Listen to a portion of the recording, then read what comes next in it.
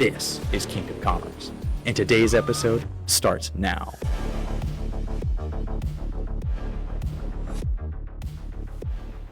Welcome back to another episode of Kingdom Kommerce. I'm your host, Cooper Peterson, joined by co-host the Red Rocket, Luke Reichpost, and our guest for today's episode, Dr. K.O., Barry Chair of Entrepreneurship Professor at Cedarville University. He's has several companies, and he has a heart for the Lord, and so we're excited to get to ask him some questions so he can share his insight. Here. Awesome. So I got one question.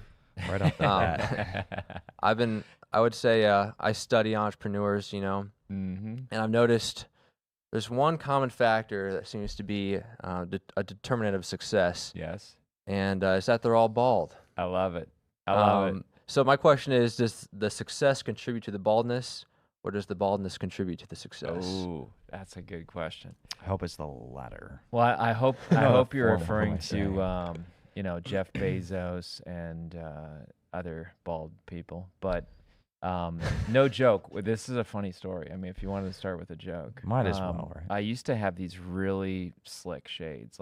They were awesome. Okay, so I'm at Walmart pharmacy picking up my prescription, and I have my shades on, and I'm bald, and it's summer, so I look tan.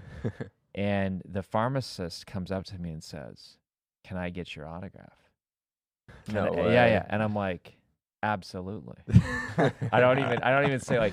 So she's like, here's my prescription pad, and then I'm like, so who do you think I am? And she's like, The Rock.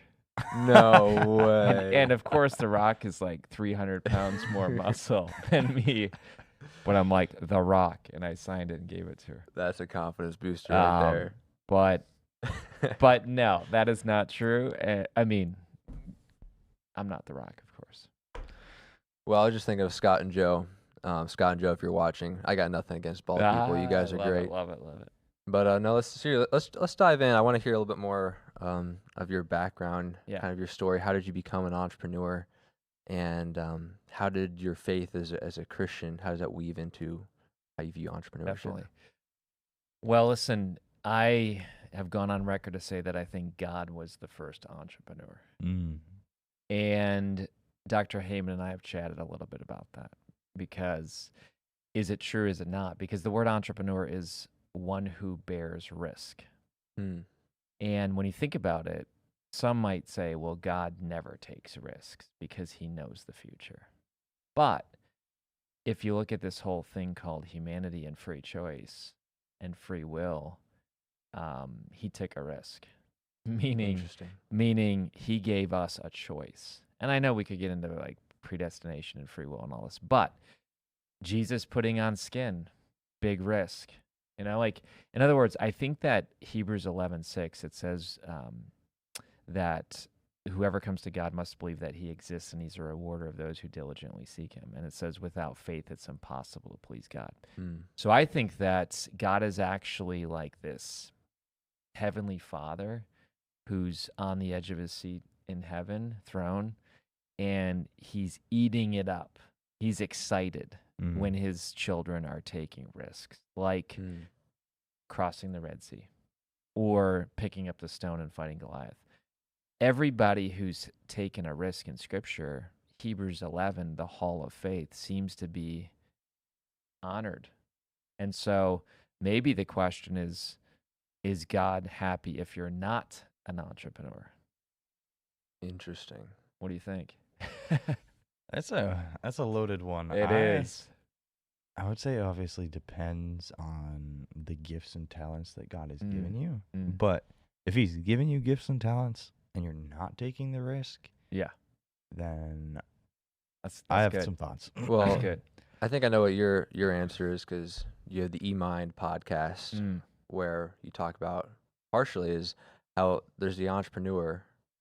There's a part of an entrepreneur in everybody that can be accessed, that can be utilized, even if you're not an owner of your business. There's ways you can be entrepreneurial. Yes, innovation, creativity, design, imagination. So I think that there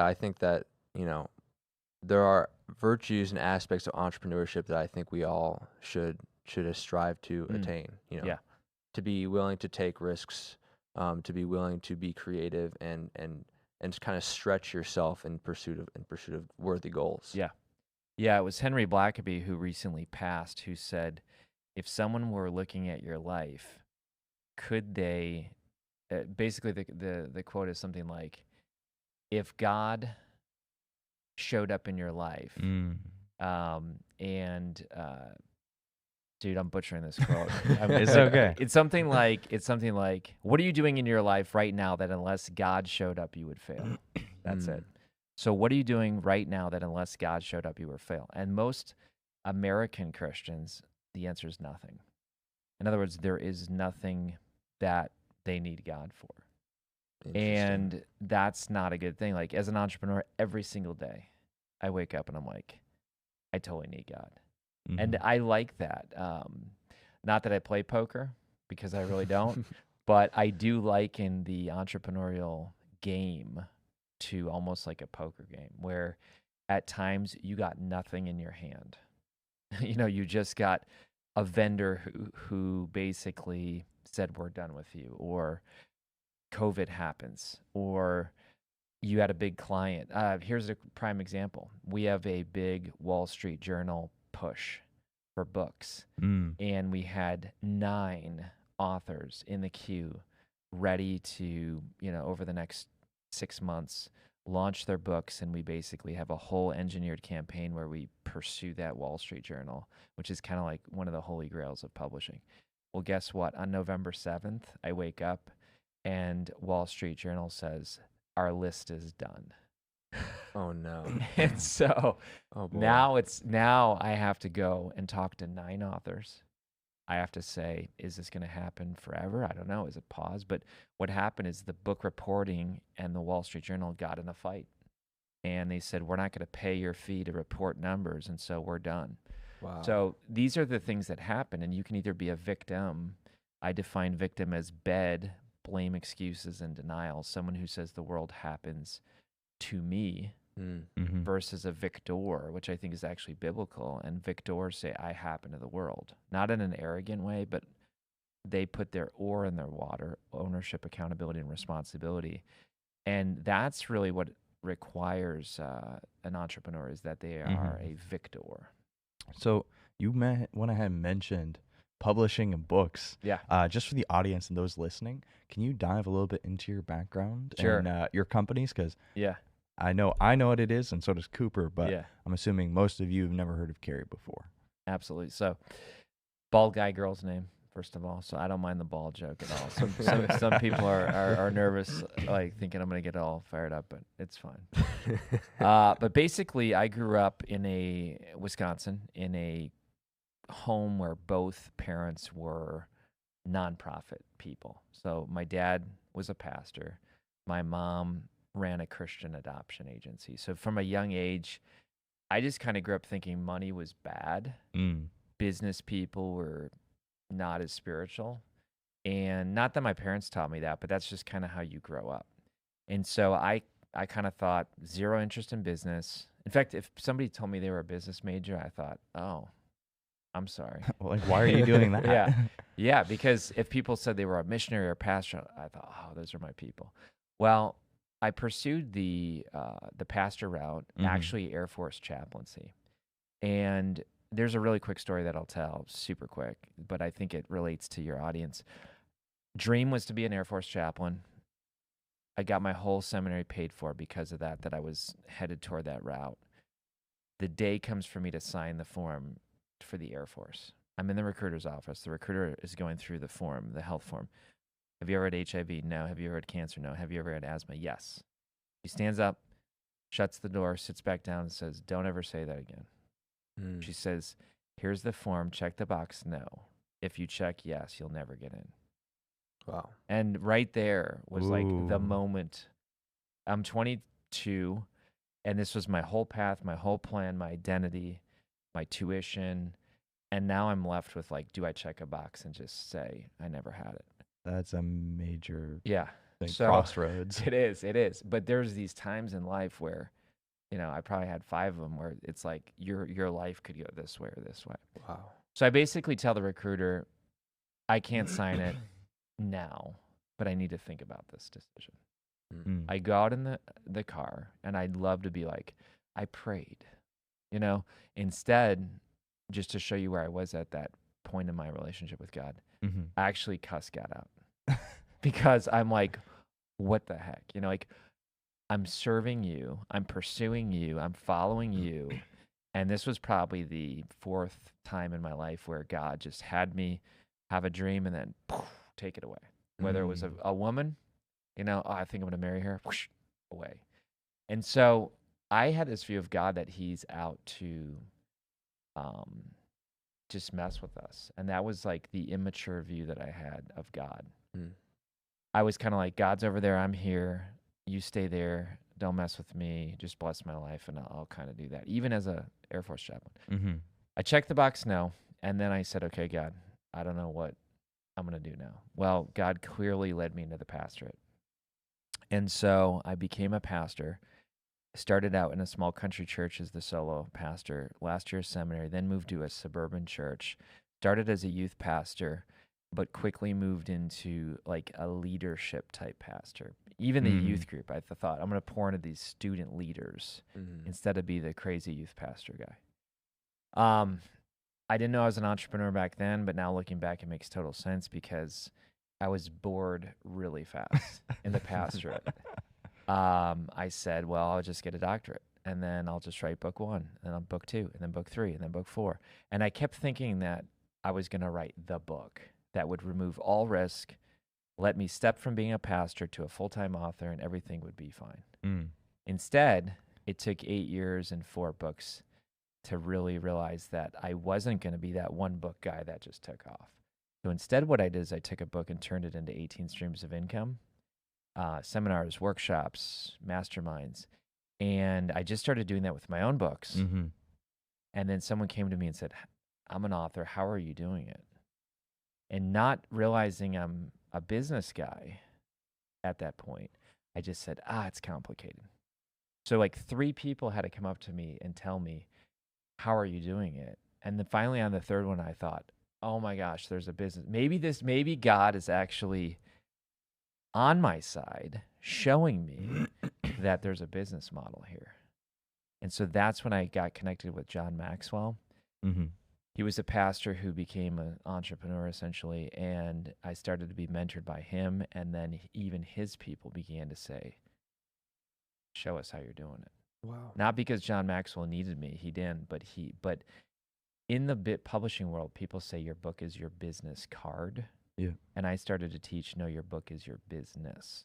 Can you dive into that a little bit more? Yeah. What do people do with business cards? If you've ever been to networking events, as you get hand them out, and then what do you do when you have your whole handful of business cards? You throw them. You throw them away. Exactly. Or you put them in a Rolodex. There you go. There you go. So nobody ever that I know of said, this business card changed my life. But a lot of people have said, I read this book and it changed my life. So what I began to do is I began to say, look, the book is not the end of the conversation. It's just the beginning. So if you really love a book, Atomic Habits or Good to Great or something, maybe that's just starting the conversation. And then I thought, what if we built a business around the book?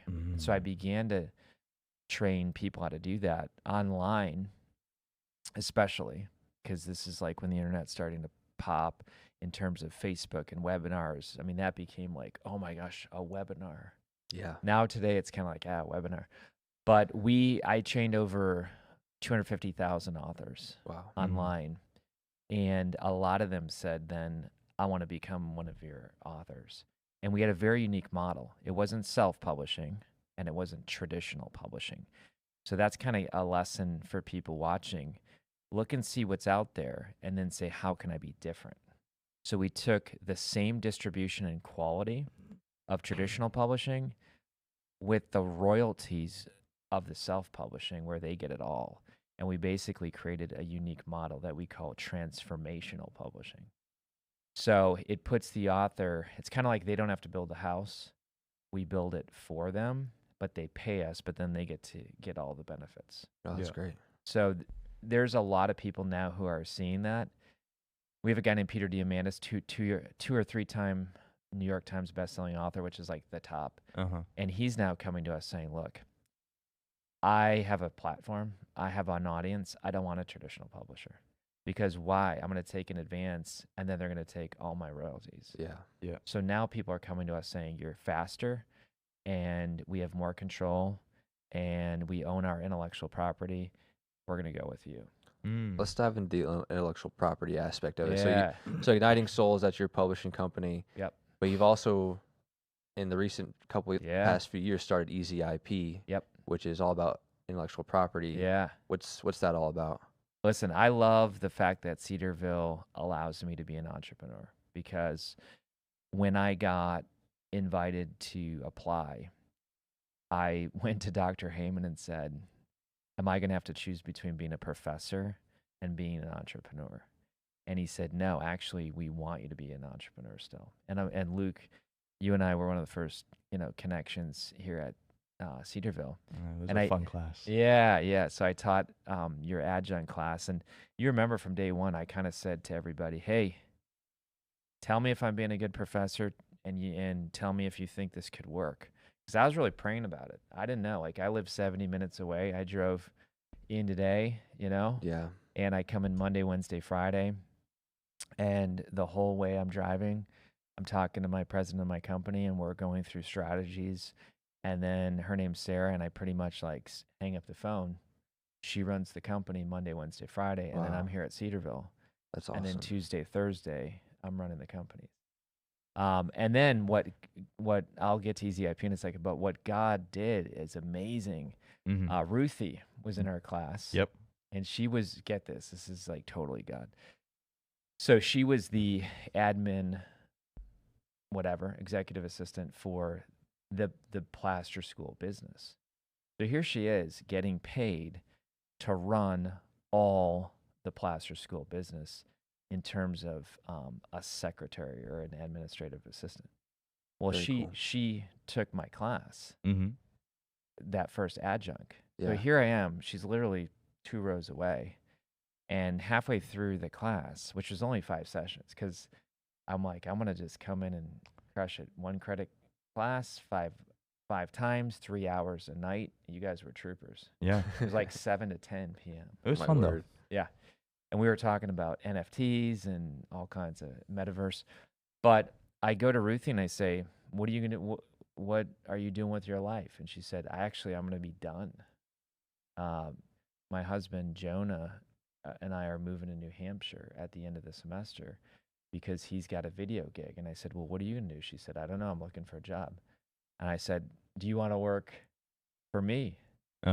And so this is so cool. So what I did is I hired her to work for Igniting Souls and Easy IP, but I basically also hired her to be my executive assistant That's for very my cool. Cedarville role. Wow. So now she has like all the wisdom of this building, this process, that process. So I know it's probably weird that a professor takes some of his salary and then throws it to an assistant, but she frees me up to run both. That's awesome. Yeah. And she's still employed with you today? Still today. So Just talked to her an hour ago. Yeah. That's so cool. And it's something where, I met with you recently because Yes. there are so many different things that I want to pursue. Yeah. And I'm just trying to find that balance of time and decide Yes. what to pursue, what not to pursue, what I need to say no to or yes to. Yes. And as the owner of 2 companies, you're an author, you're a professor, you have a family, you're involved in your church, probably many more things. How do you decide what to say yes to and what to say no to, and how do you balance your time? So a lot of people have a default yes. So they're just like, I'm open. I want to be open to, non-Christians say, I want to be open to the universe. The opportunist in them. And Christians say, I want to be open to what God has for me. But I have a default of no. So everything in my life is a no. And then what has to fit is something that matches my opus. So if you go to KaryOberbrunner.com/opus, OPUS, you'll see my whole yes list. Mm-hmm. And OPUS stands for O, overarching vision, P, purpose, U, unifying strategies, and S is scorecard for significance. And so I got that from my coach, Chet Scott, of Built to Lead. Mm-hmm. And the quote, it's all built around a quote. And the quote is that a master in the art of living draws no sharp distinction between work and play, Mm-hmm. labor and leisure, mind and body, education and recreation. They simply pursue their vision of excellence and leave others to determine whether they're working or playing. To themselves, they always appear to be doing both. So that's like the goal. Profound. That's and that's a guy named Chateaubriand came up with that. But a lot of people have claimed ownership of that quote. But when people read that quote, most people I know love it because Mm-hmm. they're like, "Oh my gosh, it's an integrated life. Yeah. It's a life that says I'm having fun, I'm alive, not I hate my job, now I get my life, or I hate my life, now I go to job." That's fracture. And Right. so I think a soul on fire is someone who is all there all the time. So when I'm out cycling, I'm all there. When I'm with my kids and wife, I'm all there. And it's not easy. And I do work a lot. Mm-hmm. So my kryptonite would be like, I love everything, So Yeah. I'm wearing a sleep ring here and, my sleep score was not great last night. Now it's not because I didn't go to bed on time, but like my mind's always thinking, Mm-hmm. you see? Yeah. So cycling is good for me because I'm not connected to the internet. So I can just kind of like think. Interesting. So you've mentioned for us so far that, again, you started out as a pastor. Yep. And then you went ahead and wrote and authored numerous books. Yep. Still Um, writing books. Still writing books today. yeah. And now you started Easy IP, but also Igniting Souls. Yep. You're helping other authors with their own books. Yep. And now you're a professor here at Cedarville. Yeah. How has your faith and being a pastor in those early days impacted your journey so far as a Christian? So I think that the way I'm wired, I've had a lot of self-awareness now. Mm-hmm. So I know what is annoying people. Okay. So my tendencies, my flaws are that OCD. So not that I'm OCD where I like have to wash my hands all the time or everything has to be in place, but my mind will just like, if I ask you to do something, Luke, I can't forget it until you tell me that it's done. Okay. So like my mind is like continuing to think about it. Okay. Mm. So my point is that being a professor, I love it because the young people's passion. Like think about it. I can hop on a call on a Tuesday and help a CEO of a $500 million company, which is true. I have several $500 million company CEOs that I'm working with. And then I can hop on Monday with someone who's like, hey, I made my first call at Cedarville. Yeah. And I'm still lit up. Why? Because this person is led by a feather and this person is led by a 2x4.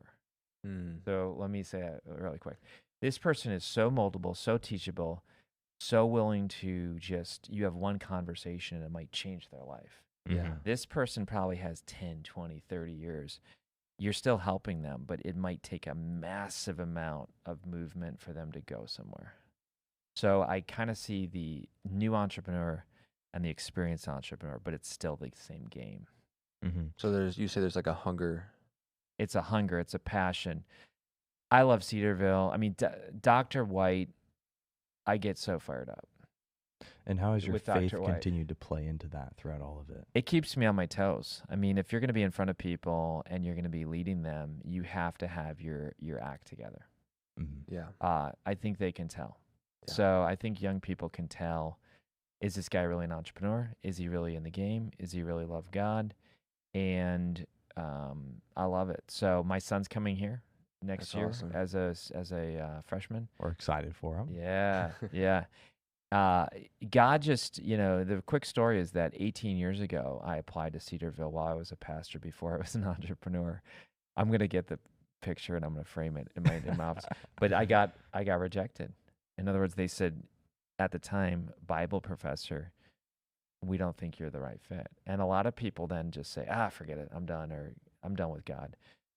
I've always realized there's a quote that says, before God can use a person greatly, he must wound them deeply. Interesting. Most people don't want that type of God, but I believe that God is actually allowing pain in our lives. C.S. Lewis says that it's his megaphone to rouse a deaf world. But think about it. If we didn't have pain in entrepreneurship or in our faith, I think we would just be, dead. Wouldn't have that need to trust That's the right. Lord. That's right. Or that dependence on the Lord. So back to his question about a pastor, how did it prepare me? I think I would have been a jerk entrepreneur if I wasn't a pastor first, because God had to show me that, do you love the sheep?